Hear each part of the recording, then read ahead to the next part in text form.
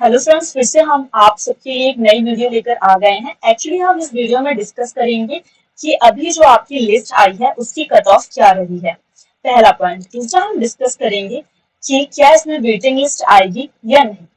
तीसरा point, TWD की procedure क्या रहेगी, कौन से सब्जेक्ट मान्य किए जाएंगे, उनकी पेमेंट क्या रहेगी। और चौथा पॉइंट ये कि पद वृद्धि के लिए लगातार मांग की जा रही है, क्या पद वृद्धि होने के कितने चांसेस हैं। ओके फ्रेंड्स, तो लेट्स स्टार्ट आवर वीडियो। तो हम डिस्कस कर लेते हैं कट ऑफ मार्क्स के ऊपर। जो कल लिस्ट आई थी उसमें कितने कट ऑफ मार्क्स रहे हैं। देखिए फ्रेंड्स, एक्चुअली जो लिस्ट डिस्ट्रिक्ट चॉइस फिलिंग के लिए आई थी, ठीक है, उसमें टोटल जो नंबर ऑफ कैंडिडेट्स जिन्होंने फॉर्म भरा था, मतलब जिन्होंने अपने जो डिस्ट्रिक्ट चॉइस फिलिंग के लिए लिस्ट आई थी, वो कैंडिडेट्स थी लगभग 8694। ठीक है फ्रेंड्स, अब क्या हुआ, कल जो लिस्ट आई उसमें जो सिलेक्टेड कैंडिडेट्स का नंबर है वो है 6380। करीब इतने बच्चों को सेलेक्ट किया गया है और 2314 बच्चों को सेलेक्ट नहीं किया गया, यानी कि इस लिस्ट में उन बच्चों को जगह नहीं मिली है किसी कारणवश। देखिए फ्रेंड्स, इसके कई रीजन हो सकते हैं। पहली बात कि कुछ कैंडिडेट्स ऐसे हैं जो एसटी में नहीं थे लेकिन फिर भी उनका सिलेक्शन नहीं हुआ है बिकॉज ऑफ कट ऑफ। ठीक है, तो आप एक तरीके से मान सकते हैं कि वो अपने आप को स्टार्टिंग से ही वेटिंग में कंसीडर कर रहे थे या फिर अब उनका वेटिंग मान लीजिए। दूसरी बात, इसका सेकंड रीजन ये है फ्रेंड्स कि एसटी के जो कैंडिडेट्स थे उनके जो सीट्स थे वो वैकेंट फिर से रह गए, क्योंकि आप सभी को पता था कि फर्स्ट काउंसलिंग में भी एसटी की सीट्स जो है वो वैकेंट रह गई हैं, लेकिन सेकंड काउंसलिंग में भी बहुत सारी बैकलॉग की सीट्स दी गई थी। और एसटी कैंडिडेट्स जब फर्स्ट काउंसलिंग में ही पार्टिसिपेट जिन्होंने नहीं किया था, यानी कि नंबर ऑफ कैंडिडेट्स थे ही नहीं, तो सेकंड काउंसलिंग में पार्टिसिपेट क्या करते। तो इसके दो रीजन है। आई होप आपको ये क्लियर हो गया होगा। तो अब हम बात कर लेते हैं कट ऑफ की। अगर हम बात करें जनरल मेल की कट ऑफ की, तो देखिए फ्रेंड्स, ये नॉन जीएफ की कट ऑफ है, तो इनकी कट ऑफ गई है 110.97। ठीक है, ये मेल की कट ऑफ है। ये फीमेल की कट ऑफ है। फीमेल की कट ऑफ जनरल कैटेगरी में गई है 106.62। अगर हम ओबीसी की बात करें तो ओबीसी मेल की कट ऑफ 106.1 गई है और फीमेल की कट ऑफ 103.65 गई। हो सकता है फ्रेंड्स कि हमारे पॉइंट में अगर थोड़ा बहुत अप एंड डाउन हो तो आप कमेंट में मेंशन कर सकते हैं कि मैम आपने इस कैटेगरी की कट ऑफ गलत बताई है और इस कैटेगरी की कट ऑफ ये है। क्योंकि देखिए फ्रेंड्स, इस डाटा को कलेक्ट करने में थोड़ा सा टाइम लगता है, क्योंकि आपको सारे डिस्ट्रिक्ट पे एनालिसिस करना होता है कि किसकी कट ऑफ कहाँ तक गई होगी। तो एक दो पॉइंट्स के बाद अप एंड डाउन हो सकता है, तो आप प्लीज कमेंट में हमें इस बात को मेंशन कर सकते हैं। ईडब्ल्यूएस की बात करें तो इनकी कट ऑफ गई है 106.47 और फीमेल की गई है 104.51। ऐसे ही अगर हम बात करते हैं तो 97.8 गई है मेल की और फीमेल की गई है 94.65। अब बात कर लेते हैं जीएफ की कट ऑफ की, यानी कि गेस्ट फैकल्टी की कट ऑफ कितनी गई है मेल में।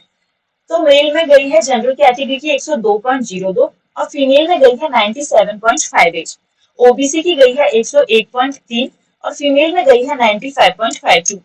ईडब्ल्यूएस में 101.07 और फीमेल में 96.89। ओके फ्रेंड्स, हमने आपको बता दिया है। अगर डाटा अप एंड डाउन है तो आप प्लीज हमें कमेंट में मेंशन कर सकते हैं। जिन लोगों का भी सिलेक्शन हो गया उनको बहुत बहुत बधाइयां, लेकिन जिन लोगों का किसी कारणवश इस लिस्ट में सिलेक्शन नहीं हुआ है, आप बिल्कुल हताश ना हो। पीडब्ल्यूडी की लिस्ट आएगी, आपका सिलेक्शन उसमें हो सकता है अगर आप साइंस कैंडिडेट्स हैं। अब हम डिस्कस कर लेते हैं कि आखिर प्रयोगशाला शिक्षक के लिए आपके पास कौन कौन से सब्जेक्ट होने चाहिए। दूसरी बात ये कि आपकी पे स्केल क्या रहेगी।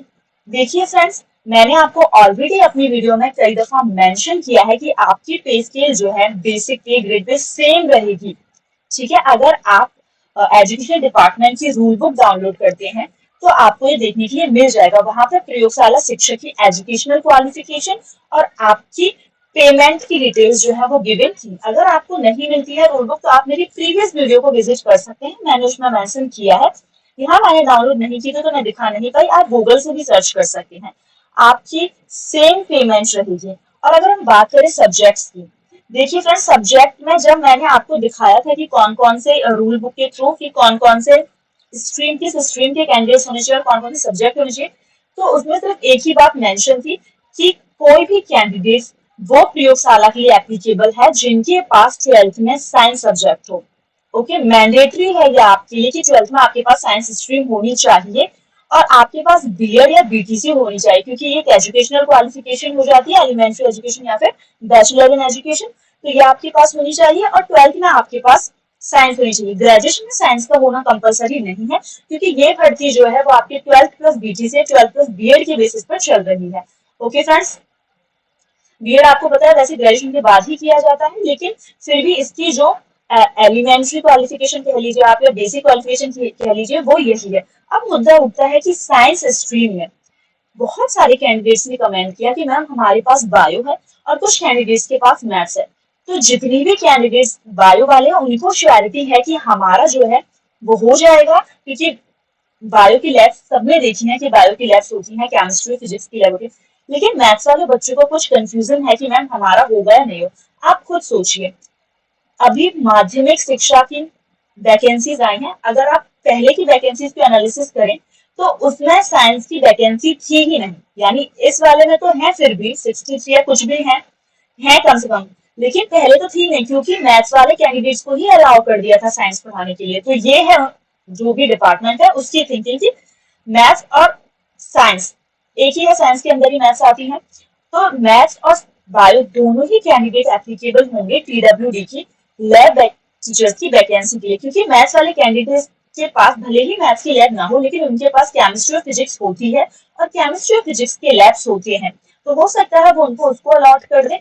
और जो बायो वाले कैंडिडेट है उसमें तो फिजिक्स की भी लैब है, केमिस्ट्री की भी है और बायो की तो होती ही है लैब। ठीक है, तो यहाँ आपका आई होप डाउट क्लियर हो गया होगा। अब हम बात कर लेते हैं कि अब देखिए अगर मैं प्रोसीजर की बात करती हूँ तो प्रोसीजर कुछ ऐसा है फ्रेंड्स कि आपका डीपीआई का जैसे ही प्रोसीजर कंप्लीट हो जाएगा तभी आपका टीडब्ल्यूडी का प्रोसीजर जो है वो स्टार्ट हो जाएगा।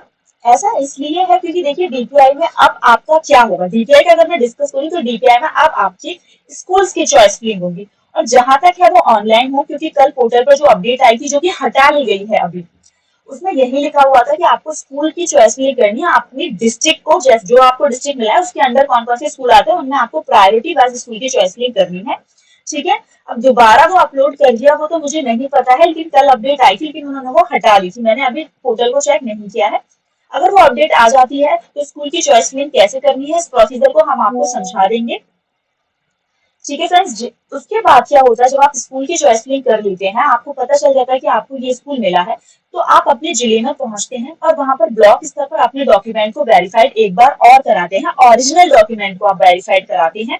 ठीक है, उसके बाद आपको नियुक्ति पत्र मिल जाता है कि आपको जो स्कूल मिला है आप उसमें जाकर इतनी तारीख से ज्वाइनिंग दे सकते हैं। ठीक है, अगर हम बात करते हैं टीडब्ल्यूडी प्रोसीजर की, जब आपका डीपीआई का कंप्लीट हो जाएगा तो फिर क्या होगा, टीडब्ल्यूडी अपना पोर्टल अपडेट करेगी और उस पर सभी कैंडिडेट से साइंस स्ट्रीम के हैं उनसे अपनी 12th की मार्कशीट अपलोड कराएगी, चाहे वो बीटीसी कैंडिडेट्स हो या फिर बीएड वाले। उससे क्या होगा कि जिन जिन कैंडिडेट्स के पास साइंस है और उनके टेट में मार्क्स कितने हैं उस बेसिस पर वो अपनी मेरिट लिस्ट सूची जो है उसको अपलोड कर देगी। ठीक है, उसके बाद फिर से वही सेम प्रोसीजर होगा, आपको टीडब्ल्यूडी का कौन सा जिला हुआ है उसकी चॉइस लिंक कराई जाएगी, आफ्टर दिन स्कूल की चॉइस लिंक और आपको नियुक्ति दे दी जाएगी। ठीक है, अच्छा ये होता कि टीडब्ल्यूडी की भी साथ में करा लेते और संयुक्त काउंसलिंग की जाती और संयुक्त लिस्ट आती। इससे बेनिफिट ये होता कि जो बच्चे रह गए हैं उनका भी नाम आने के पूरे चांसेस थे, क्योंकि हो सकता है जिन कैंडिडेट्स को सेलेक्ट किया डीपीआई में उसमें बहुत सारे कैंडिडेट्स ऐसे हो जो साइंस के थे, तो साइंस वाले कैंडिडेट्स टीडब्ल्यूडी में शिफ्ट हो जाते और जो टीडब्ल्यूडी जिनके पास साइंस नहीं है वो इसमें से डीपीआई में सेलेक्ट हो जाते। लेकिन इन्होंने अलग काउंसलिंग की है, ये इनका अपना फंड है, कुछ सोचकर की होगी। तो आप टेंशन ना लीजिए, जिन बच्चों का नहीं हुआ है उनके होने के पूरे चांसेस हैं। अब हम बात कर लेते हैं पद वृद्धि के ऊपर। देखिए फ्रेंड्स, 24 जुलाई को महा आंदोलन होने वाला है पद वृद्धि के लिए, आप सभी को पता है। तो मैं आप सभी से अपील करूंगी और रिक्वेस्ट करना चाहूंगी, जिन कैंडिडेट्स का सिलेक्शन हो गया है चाहे जिन कैंडिडेट्स का सिलेक्शन नहीं हुआ है, प्लीज आप सभी पद वृद्धि के प्रोसीजर में, उसके आंदोलन में, उसको ट्विटर पर ट्रेंड कराने में सहयोग दें। ठीक है, क्योंकि एकता में वाकई में बहुत शक्ति होती है, इसके उदाहरण आपने कई बार देख चुके होंगे।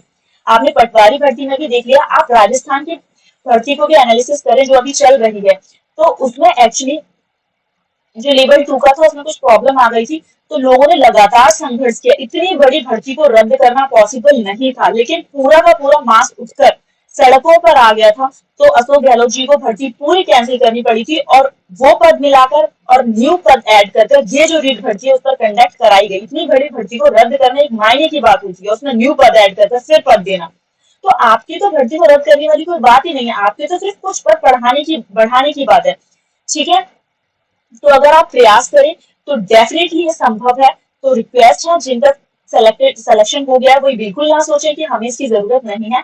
आप ट्रेंड करवाने में तो एटलीस्ट हेल्प कर ही सकते हैं, और जितना पॉसिबल हो आप सभी लोग भोपाल पहुंचे। देखिए, अगर आंदोलन होगा तो बात सुनी जाएगी, अगर आप लोगों की भीड़ दिखाई ही नहीं देगी तो आपकी बात नहीं सुनी जाएगी और नई वैकेंसीज नई भर्ती के साथ निकाल दी जाएंगी। ठीक है, और वो कैंडिडेट्स रह जाएंगे जिनका वाकई में हो सकता था, और बाकी जो अपने आप को वेटिंग में समझ रहे हैं वो कैंडिडेट्स भी रह जाएंगे।